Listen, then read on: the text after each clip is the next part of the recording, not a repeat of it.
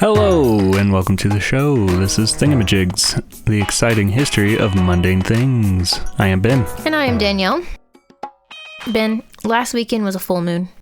Was it? Yep. Neat. Well, every time I say something, you just say neat. What color was it? What color is the moon? Well, actually, the moon is grayish black, but we perceive it as white.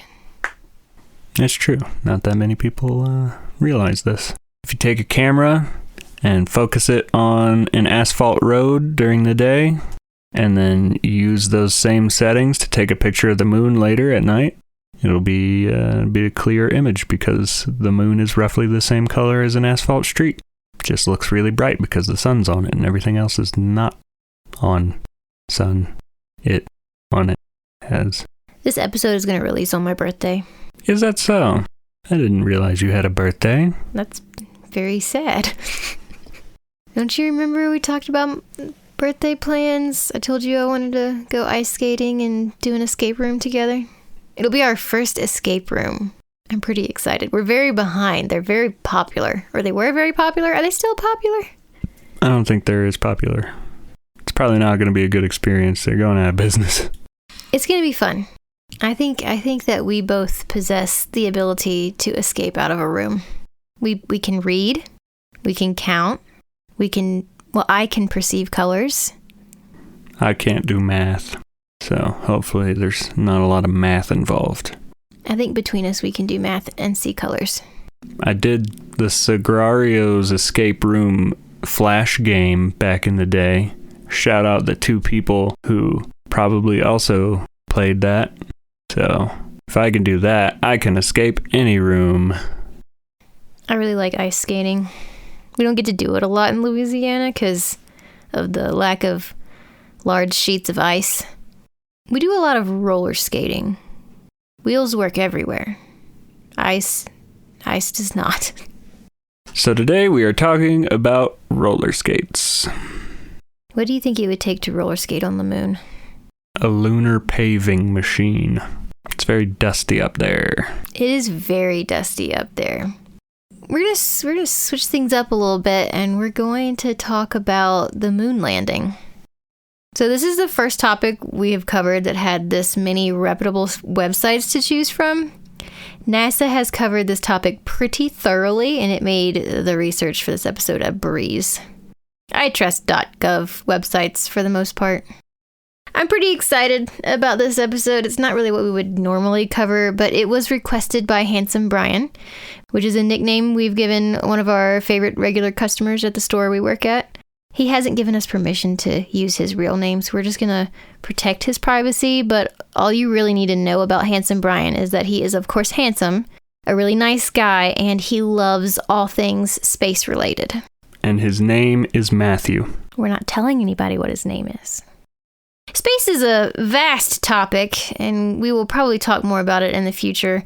We have invented so many things to aid our space travel ambitions, but I thought it would be appropriate to start with the history of one of our biggest accomplishments, landing on the moon. And, returning safely. I would assume that is a big part of successful missions, is the returning part. But I think first we should cover some history about NASA as an organization.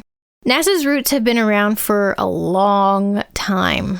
Over 100 years, in fact. So in 1915, the United States formed the National Advisory Committee for Aeronautics, or NACA. So talk about needing an aeronautical national research laboratory with federal funding began in 1911.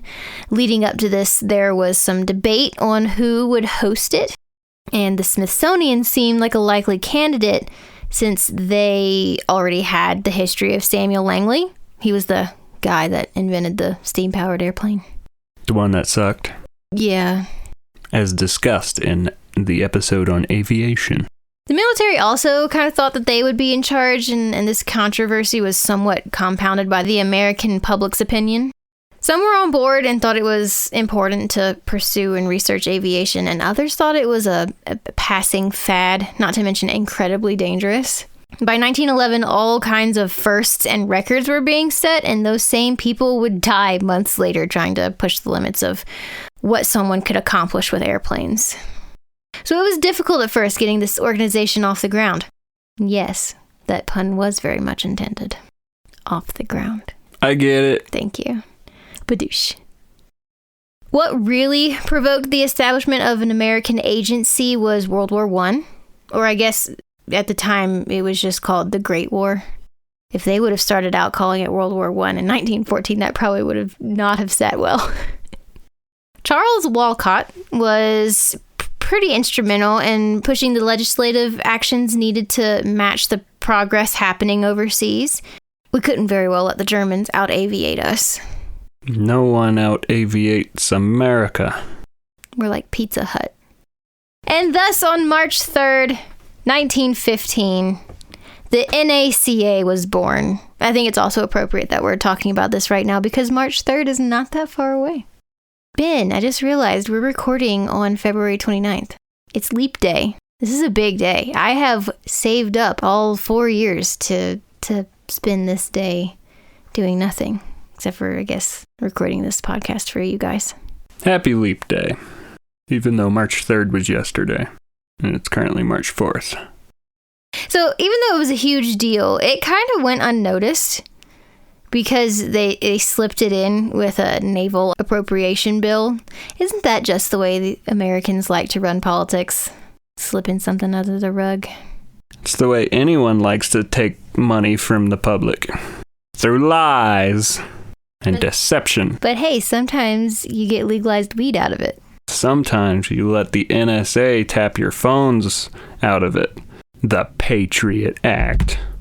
In this case, it was a good thing that they slid by us. So, that's 2 winning. We got weed and we got NACA.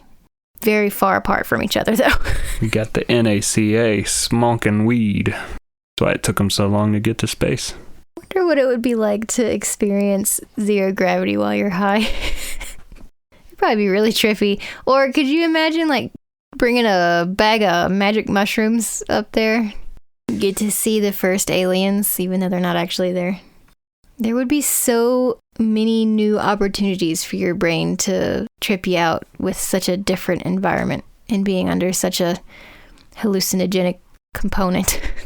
I need to make sure that's one of the experiments they run whenever we send humans to Mars. Just have one of them tripping balls whenever he gets out of the spaceship. I would feel so bad for that guy. That guy drew the short stick. That would be so scary. You've never seen anything up there before, and you can't tell what things are real and what things are not. So the NACA, the department consisted of 12 unpaid people, and they received a budget of $5,000 for the year, which would be a little over $152,000 in today dollars. I wonder if they thought that was fair, or if they were like, this stuff is expensive. What do they think we're going to accomplish with $5,000? It was said that it was a small amount. I think they all kind of thought that it was a bit of a throw in a couple of bones, hoping the scientists shut up. I mean, each one of our fighter jets is like $30 million today. Yeah. The document I read made it clear, though, that it should be remembered that it was an advisory committee only. They were to, quote, support and direct the scientific study of the problems of flight with a view to their practical solutions. This institution stuck around for 43 years, and then it was absorbed in 1958 by the organization we know today as NASA, or National Aeronautics and Space Administration. They called NACA, they didn't say it, they said all the letters. They did it with NASA for a while, and then I guess they were like, this is too many syllables, we're just going to call it NASA. So if you'll remember correctly, Russia launched Sputnik in 1957, and that really kicked off the space age and began the battle between our two countries with the space race. Which we touched on briefly in the episode about the internet. Another callback. Go listen to it. So the space race, we're going to get into that now. Russia is also responsible for launching Laika, the dog, into space. which I understand we needed to do it in order to learn whether a living thing could handle space travel. And it did. But boy, am I glad that the United States is not responsible for rocketing a poor doggo out into space with absolutely no intention of bringing that pupper back to Earth. Pretty sure we lost heaps of monkeys, though. Monkeys are not doggos. Okay, so kill the monkeys, save the dogs. You know, the ones that have superior intelligence. I'm not saying we should send any living things out into space. I am just saying that monkeys are not called man's best friend. Dogs are. And we sent our best friend into space to die. It's all right. Science cannot move forward without heaps. Dare I ask heaps of what? Monkeys. Okay. Why didn't we send a rat? Their lifespan's pretty short. We have, and it was really funny. They did not handle zero-G very well. They kept running around their cages doing flips. They were very confused. Could you imagine a cat up there? If there's no down, where does the cat land? It is pretty sad what we do to animals in the scientific world. But someday they'll rise against us for it. Yeah, they'll figure out a way to harness AI. They'll both take us out. They'll partner together and begin the revolution. So Russia also gets the accomplishment of sending the first person to space. In 1961, they sent Yuri Gagarin to space, but we wouldn't be far behind. Don't worry. Less than a month later, we sent Alan Shepard. We're always one step behind the Russians. We were all very excited about this, and President John F. Kennedy says to NASA, hey, I think it would be cool if we went to the moon. No one's done it yet. Russia has outraced us in every event. And I just think the American people would really enjoy rubbing it in their faces that we claimed the moon. We can even plant a little American flag right on the surface. And NASA said, sure, boss, we can do that. No problem. And then JFK said, oh, and I want to do it in 10 years or less. And NASA said, whoa, that's tight. But I'm NASA and you're the president, so we'll make it happen. Now, actually, he suggested that the United States and Russia work together in a joint expedition to the moon. He thought it would be a nice band-aid over the Cold War. Those are my words, not his, but you get the idea. And let's be honest, this was a very expensive undertaking, and he probably wanted help footing that bill. But Russia declined.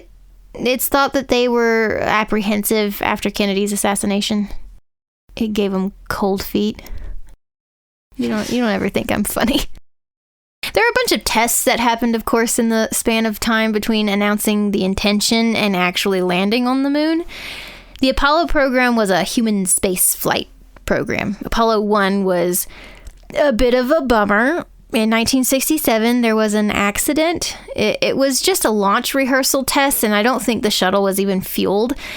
It was an electrical issue that, combined with how much nylon material is used in space travel, which is very flammable, and the oxygen-filled pressurized cabin, it was not good. And because it was a test run, it wasn't considered to be a high-risk operation, so emergency preparedness was poor. It initially wasn't going to be named Apollo 1 because it was just a test, but that was the mission name that they were going to use, so they went ahead and named that event Apollo 1. They were supposed to be the first crewed Apollo mission. A real tragedy. It's amazing people continue to volunteer for this stuff. Had to be one heck of a gambler's high. Yeah. All manned Apollo flights were suspended for 20 months after this. Well, they did a bunch of Apollo launches without people on board. In the meantime, working on their issues, I'd hope. And then Apollo 7 was the first launch with a crew again. They didn't do much. They stayed out there 10 days orbiting the Earth. They did get to host the first live television transmissions from inside a spacecraft. And they gave a tour of the ship and showed their meals and how it was all affected by zero gravity. They were awarded an Emmy when they got back. What's interesting about this launch is that the crew had pretty significant head colds. Talk about miserable. How did that happen? They probably picked it up before they went out. Apollo 8 got into some good stuff. They were the first crew to make it out into deep space. They were the first to get those beautiful pictures of Earth from a completely new perspective. They also got some TV coverage of the moon's surface. They flew out to the moon but didn't land, which was probably frustrating to be so close and not get to walk on it. They did 2 more manned flights, which I feel like, wow, we are spending a lot of money at this point to fly within 9 miles of the moon but not actually land on it. I'm sure if I was smart enough to work there, I would understand why they did all these flights, but for someone just watching other people do their job, I feel like they could have just went 9 more miles and landed that baby, and they had already flown for 4 days. What's 9 more miles? The lunar lander was a heck of a project. I'm still amazed that it actually worked. But July 16th, 1969 comes around. Apollo 11. This is the one. This is the launch that's going to land on the moon. Now, how they picked this crew was based on a rotation system. Every crew had a backup crew, and then that backup crew got to serve as a primary crew later. They were going to handpick the crew for the moon landing, but the landing candidate, their first choice, was Gus Grissom, and he died in Apollo 1. So they kind of, off the record, asked Frank Borman from Apollo 8, and he said, no, actually, I think I'm going to retire. And so Apollo 11 went to just whoever the next crew in line was, and that happened to be Neil Armstrong, Buzz Aldrin, and Michael Collins. Nothing wrong with being third pick. Future perspective, now that we know everything went swimmingly and without a hitch, was pretty lucky that they got to do this.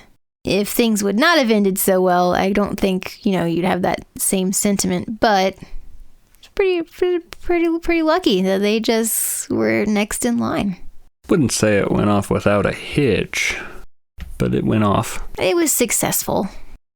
So let's talk a bit about the craft. This is a huge rocket. It stood 281 feet high and weighed 6.2 million pounds. Its engines produced 7.5 million pounds of thrust. That's enough energy to power all of New York City for an hour and a half. It only took 12 minutes to reach Earth's orbit. And from there, they used the single booster in the service module to launch themselves out of Earth's orbit towards the moon. It's weird to me how space travel works. It's not like driving where you sit in your car and you keep your foot on the gas and steer the car wherever you want to go. You just have to point yourself in a direction and go really fast. And then once you're out in orbit, you have to wait to get around and point yourself again in the direction you want to go and go really fast until you break free of that orbit. And then you just keep going until you reach the next orbit. It's wild. Yeah, that's pretty much it. The only way to park in space is to orbit something. So it takes 3 days to get to the moon. They lifted off on the 16th and arrived on the 19th and then spent 1 day in orbit around the moon. Do you know how many miles the moon is from Earth? Because I would not have guessed it would take 3 days to fly there. It is very far. It's 238,900 miles away. It looks so close. You can fit every planet in our solar system lined up side by side between the Earth and the moon and still have a little bit of room to spare. Only sometimes, depending on how far the moon is from the Earth. They have different names, and I don't remember what the name was, but there's only one time that they can all fit. It does not have a perfect orbit. I looked that up because I've heard that too, and I felt like it couldn't be true because Jupiter is gigantic, but it is true sometimes. Don't get that confused with being able to fit the solar system, though, because then it would include the sun, and the sun is gigantic, and you cannot fit the whole solar system between us and the moon.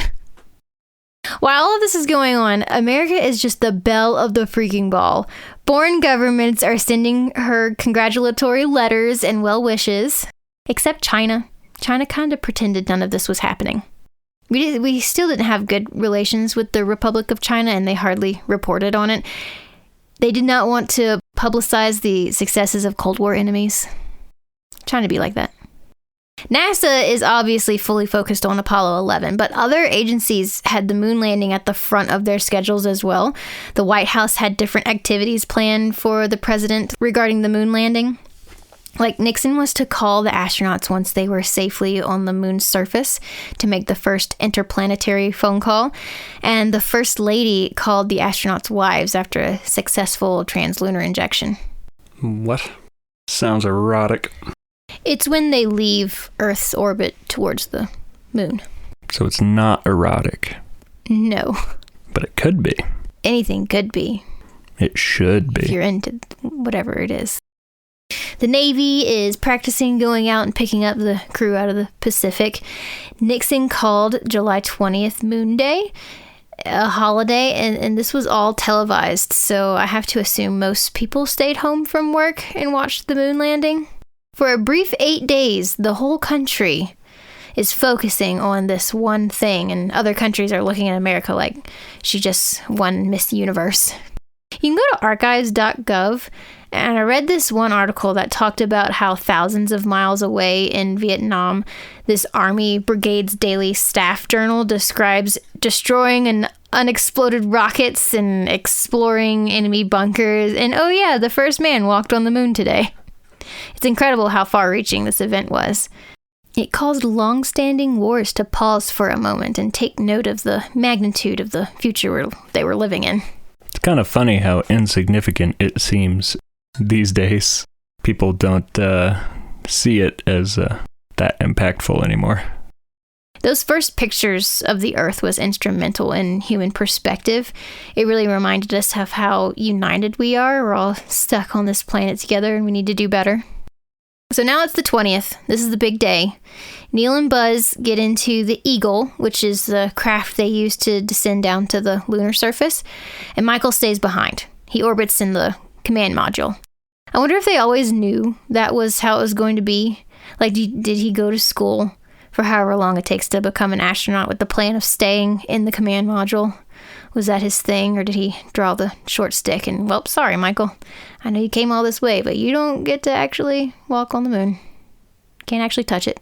I mean, he probably knew he was meant to stay in the command module, but, yeah, I can't imagine you're not feeling a little FOMO. Right? Especially when you get back and everybody's like, whoa, these guys walked on the moon. They're the first people to walk on the moon, and then there's also that guy who was in the command module. Poor Michael. So the plan is to land the Eagle in the Sea of Tranquility, which is a shallow moon crater. I think it's interesting we've named the moon craters. I figured it was all just moon. This side of the moon and that side of the moon, and it's just all moon. No. There's different names for all the different craters and different names for all the different areas and hemispheres and weird little features that were notable. Humans really love naming things. Sure do. So he gets down to the surface, and the Eagle makes its pretty risky landing, with Neil having to do a manual landing. Within the final seconds of descent, the computer alarms are going off. NASA says it was just the computers trying to do too many things at once. I don't know. I bet that was super scary, though. They landed with only 30 seconds of landing fuel left. They radioed, "Houston, Tranquility base here. The Eagle has landed." Which is funny because we've used the Eagle has landed to convey that something has arrived, and I didn't know that was a reference to the moon landing. Houston radio back, "You got a bunch of guys about to turn blue. We're breathing again." So something interesting I noticed about the time frame of this event. He lands on the moon at 4:17 p.m. Eastern Daylight Time. He doesn't get out and make his first steps until 10:56 p.m. First, that's nearly 7 hours. What were they doing for that long? That's a long time. And also, this was the most watched broadcast in American television history. Nearly 600 million people watched this. And I think they got those numbers from televisions tuning in, right? So way more people watched this because this was one of those things you packed around the TV to watch together. How many people can we fit on this couch in this apartment? For some reason, in my mind, this whole thing went down during the early afternoon. I had no idea it was so late when they did this. Anyway, so the time frame, I thought it was interesting. What were they doing? Maybe they took a nap. Sleeping in space is probably weird. Circadian rhythm must just get absolutely annihilated. But I bet zero gravity is the best sleep. Well, weightless. You don't have to figure out where to put your arms. Kind of. But also sometimes it's comfortable to have your face burrowed in something while you're sleeping. You can still hold a pillow up to your face. And you also have to strap yourself down. No, Otherwise, you don't have to. You could just put yourself in a little pod. Well, any time you toss or turn, or if there's a change in your propulsion, your body's going to drift off somewhere and you're going to wake up every time you bump into a wall. That's why you have the sleep cocoon pod. It's a padded tube that you sleep in. I'd sleep in that. They were supposed to sleep for a few hours. I don't know how long they actually slept for, but it was said that they were too excited and wanted to get out on the surface. That would be a hard nap. You just landed on the surface of the moon. For the first time, the only person to ever do so. And they're like, all right, now take a nap. Take a nap on the moon. The moon nap. A lunar nap. And they were in the Sea of Tranquility. I bet it was a very calming space. A lunar nap of tranquility. Put that in a bottle and sell it as a pill. It's called Ambien. So he exits the Eagle, says his iconic, "That's one small step for man, one giant leap for mankind." This was a prepared statement, but it was supposed to have an A in it. So he was supposed to say, "That's one small step for a man, one giant leap for mankind." But he forgot the A. It kind of still worked, though. I don't know if it's just because I've known this quote my whole life, but I think it sounds better without the A. I think it would be hard to find someone that doesn't know this quote. It does make more literal sense with the A, but it's all right. Could you imagine if you really messed it up? Ugh, that would be so embarrassing. I would just bury myself on the moon's surface and say goodbye to life. Especially considering this is a quote that nearly everyone knows. They would be quoting your ridiculous statement forever. This is one man, how is it? This is mankind's, oh crap. And they'd have that printed on every wall of every museum. He also goes on to describe the surface as a very fine and powdery. His boot would sink maybe an inch and leave a distinct boot print in the gray powder. And Buzz joins him shortly. "It's magnificent desolation." That's also a quote, just not as well remembered. So they're getting samples and setting up scientific experiments, getting pictures. They're out there about 2.5 hours, and then it's time to go back in the Eagle and go home. Minus several cameras. Yes. As discussed in the previous episode, a lot of callbacks in this one. It'll still yet be a while before they get home, but the excitement is over and it's time to start going home. They chucked their cameras and gathered their samples. Oh, and I forgot, they also left some other stuff behind. So they planted a flag, which I guess as long as you aren't pretending to claim the moon as your own, it's fine. Nah, it's just like putting a flag on the top of Mount Everest. Anyone can put their flag on the moon. It's all of our moon. It's all of ours moon. They also left behind a patch honoring the Apollo 1 crew, which is very fitting since some of the people in that crew probably would have been handpicked for this mission and they didn't even get to see it happen. Nearly all the Apollo missions had special patches. You can actually buy them. I don't know how authentic they are. How authentic do you need it to be, right? I mean, as long as it looks the way it's supposed to, you're not going to get one of the astronauts' personal patches. It does kind of make it less special, though. They're very affordable if you're into this. They're only a few bucks, like under 10. Pretty cool. They also left a plaque that said, "Here men from the planet Earth first set foot upon the moon. July 1969 AD. We came in peace for all mankind." I really love how ceremonial humans are. You know how I love a good ceremony. Everything's a ceremony with you. It's infuriating. I also really enjoy groups of people saying things all at once. I like cheering, but I can't ever cheer unless we're all cheering. I'm a sucker for a good woo. All right. They fell back to Earth on July 24th. They splashed into the Pacific off the coast of Hawaii. Talk about a long work week ended with an instant vacation. I kid. I didn't find anything saying they got to hang out on the beach or anything. I did find an interview after they got back where Armstrong talks about how it being a new era, and Collins talks about future trips to Mars. He will be disappointed to know we still have not done that. It takes a really long time to get to Mars. I think it's like 7 months. So it wasn't exactly an immediate celebration and parade, kissing your wife kind of homecoming. When they safely crashed into the Pacific, they had to be placed in quarantine for 21 days. We didn't know what was out there. They could have caught some crazy moon disease. Space AIDS. No, I mean, I thought more like turning them into moon powder. But of course that didn't happen. They were fine. That thing with the water on Mars or whatever from that episode of Doctor Who. I thought about that too. But I appreciate my government thinking like a sci-fi movie was going to happen to keep a sci-fi movie from happening. Then the whole Earth is turned into a moon. The moon used to be a planet, but it got sick and turned to powder, and now it's happening to Earth. That's a good script. You're welcome, whoever picks that one up. So they were quarantined in this like converted Airstream trailer. The first 3 moon landing missions concluded with a quarantine, but NASA kind of scrapped that protocol for the last 3, determining that it was safe for the astronauts to walk about. One set had to spend Thanksgiving in the trailer, so they were given a turkey dinner, which is very nice for them. There have been 6 missions to the moon, and 12 people to have walked on the surface. Because each mission has 3 people, but only 2 of them get to go down to the surface. Like poor Michael, he had to stay.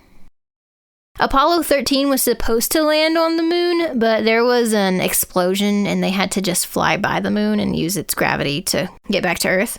They called it a successful failure. Task failed successfully. Yeah. The first tasks failed successfully meme.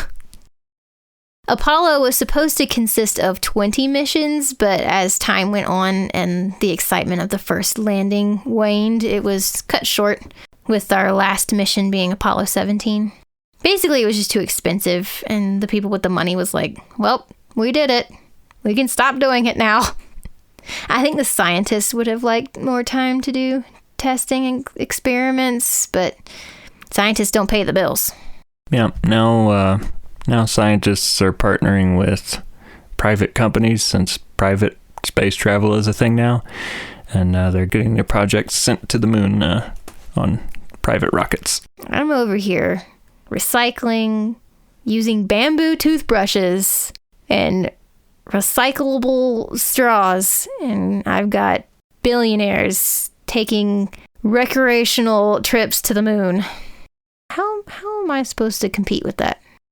It's frustrating. How are you supposed to compete with it? I guess run like 12,000 bulldozers at one time for a few years. Not that kind of compete. Start a giant cattle farm and feed them all beans. Feed them all beans. Do we want to talk about why people think we didn't actually go to the moon? I feel like we shouldn't even give this airtime, but there are some people who think the whole thing, and I guess the 5 other missions were staged, and we've never been to the moon. Well, we shouldn't give it airtime because the government's going to come after us because it's all a huge conspiracy. Who the heck started this? Why? Actually, this was started by a man named Bill Casing. He was a self-published writer. That should say something. I don't have anything against self-publishing, especially when it's works of fiction. Sometimes some really good books wouldn't exist without self-publishing. This is a good opportunity to remind people that anyone can write anything and get it self-published. Just because it's written in a book does not mean the contents of the book has been reviewed or approved by anyone. Or is true in any way. So the top reasons people give for the moon landing being faked are the lack of stars in photography. There's these Van Hollen radiation belts that they think the astronauts should have been killed by. And there was a lack of blast craters under the lunar modules, and that there should have been a giant dust cloud near the landing site, and the list goes on. There was also a movie in 1978 called Capricorn 1, which is about NASA faking a Mars landing. It got a 78% Rotten Tomatoes score, and the audience score was even worse at 58%. There's probably big fans of this movie, but it wasn't exactly certified fresh.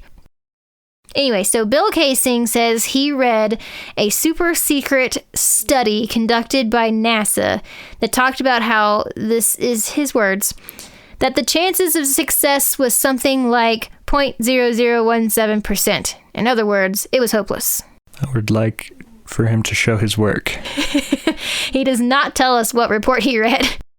You'd think if you came across something like this, you would have saved that bad boy. Now, why do we care about this man or even pretend to believe this story? Right? I mean, he has to be somebody in order for that many people to bite at this. He worked at Rocketdyne, and that's where he claimed to have been exposed to documents about the Apollo program. This is a quote from him from Wikipedia. He said, "One did not need an engineering or science degree to determine that a hoax was being perpetuated." It lacks a citation, but I mean, this guy was openly speaking the opinion that NASA faked it, so who cares what he actually said? He was saying a lot of stuff that wasn't true. Wikipedia also claimed that he said that NASA staged the Apollo 1 fire and the Challenger accident, murdering these people because they were going to expose the conspiracy. I couldn't find any interviews. Wait. They staged the Apollo 1 fire because they were going to expose them for the mission that they weren't even performing yet. Yes. On a rocket that, if the situation were staged, wouldn't have been built or be going anywhere. That doesn't make any sense. I don't think your goal should be trying to find sense. I couldn't find any interviews with this guy to try and hear firsthand these crazy things coming out of his mouth. And I don't care enough to waste my time reading his book. So he told people that NASA staged the moonwalk on a soundstage in, can you guess it, Area 51. This didn't explain how people watched the rocket get launched. How did they fake that, you know? Well, his story is sketchy, but I think he said that it was launched, but then it was thrown in the ocean once no one could see it anymore. They launched it up and then aimed it right back at Earth in the center of the ocean, very precisely where no one would be able to see it coming down. He said that the astronauts were not on board. They were in Las Vegas, living it up with strippers. Did he say that? I believe that's in the book. Do I need to talk about why that doesn't make sense? No, because we're done. We're done talking about this stupid theory. We're not... You get the idea. He was also a writer. Like, he went to school for writing. The man was good at fiction. Maybe he just did all this for publicity. Maybe it was all bait. For what? Bait for what? Publicity. He puts his book out there, goes on TV, he's getting paid for all that, and people are like, oh wow, this is so ridiculous, I need to see what's in that book. Or on the other hand, oh wow, there's a huge conspiracy, I need to read this book. Well, he's dead now. He died in 2005. He can't spread any more lies from the grave. We have YouTubers for that. YouTube is full of conspiracy videos about the moon. I was really surprised. And many other things. Also, I'm pretty sure they went to the moon. However... Pretty sure? Well, I mean, you don't know anything for sure. I don't know that you exist for sure. Oh my gosh, okay. Anyway, I'm almost as confident as I can be that they went to the moon. However, it kind of bothers me when people are like, oh, do you think they faked the moon landing? This is the CGI from 1969. You think they were able to fake a moon landing? And those people are very dumb. Sorry, those people. If you've seen the work that movie studios were doing with practical effects in that era, a company like ILM, who did like Star Wars and stuff, were on some next level visual effects. I am very confident in their ability to have faked a moon landing if they wanted to. Of course, I'm not saying they did. I don't think they did. But I think they could have if they wanted to. That's all. That's my piece. I'd like to be pretty open that the Wikipedia article about Bill Casing has multiple issues. There's not a lot of citation around it, but... He probably wrote it in the 2000s before he died. Well, I don't suppose we've got any PSAs for this episode. No, but I do have a fun fact. One of the Apollo astronauts conducted a secret ESP experiment. How's that? He took out a collection of cards and concentrated on a random series of symbols, and then like back on Earth, there were psychics who were trying to, I would say guess, but they were, quote, reading his thoughts. They were trying to receive the signal from his brain satellite. Right, and they only got 51 right out of the 200, so I don't think it was inconclusive. Anyway, I thought it was interesting. That's a very fun experiment. I'm glad they did that. We had to know for sure. I have a PSA. Do you? Yes. Whenever you are sending a moon probe to the moon, don't forget to take out the safety pin that activates the LiDAR scanner. Can't have anybody lying on the moon. This is what happened to the last lander that went to the moon very recently. Oh, is that the one that fell over? Yes. Because when it's on the ground, if you get hit by a LiDAR scanner, you go blind and all that good stuff. Truth. Or you have to tell a lie? Both. Okay. Consecutively, yes. Now, the lasers will blind you, so that's not ideal. So they had a safety switch in it, and they forgot to take it out, and that's most likely why it tipped over eventually. You'd think that would be on a long checklist of things to make sure gets done before sending something very expensive. Well, that's probably what happens with private space. You don't have those checklists. I can't help but feel like private excursions to the moon is going to end like the Titan submersible. Yeah, pretty much. I mean, I hope it doesn't, but those two... The ocean and space are very similar. Yeah, they feel very similar. They're both very dangerous and unknown, and you can't breathe in either of them. There's also things in the ocean that can eat you. As far as we know, there's no things in space that's going to eat you. No, they're out there. They're out there. There's always a bigger fish. Well, thank you so much for sticking around through this episode of Thingamajigs and another exciting history of a mundane thing. Sort of. We'll be back to our normal content next week. Yeah, sorry, this was a bit of an exciting history of an exciting thing. So too much excitement. Thank you so much to Handsome Brian once again. This one's dedicated to you. Don't forget to tell your friends about the podcast if you think they'll like it. And leave a review if you want to, I guess. That's something that apparently can be done. Spotify's still at 6 reviews. We're still aiming for 10. And also, don't forget to grab a goose and get your translunar injections. You want to be safe when you go to space. Thanks for listening. Now, go!